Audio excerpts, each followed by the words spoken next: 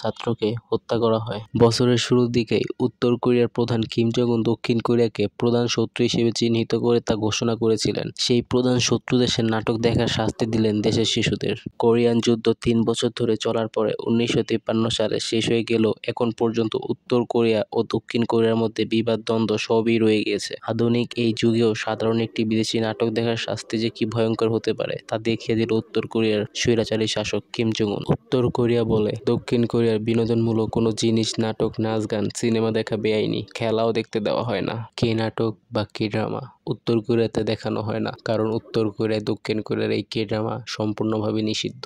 তাহলে উত্তর কোরিয়ার শিক্ষার্থীরা দেখলো কিভাবে? সেগুলো পেনড্রাইভ বা সিডি হিসেবে পাওয়া যায়। মোট কথা বেআইনিভাবে পাচার করা হয়ে থাকে, আর তারই ফলশ্রুতিতে 30 জন শিক্ষার্থী প্রাণহারা হয়। এই জন্যই বাংলাদেশের ছাত্রছাত্রীদের নিয়ে পুরো বিশ্বের প্রাউড করা উচিত।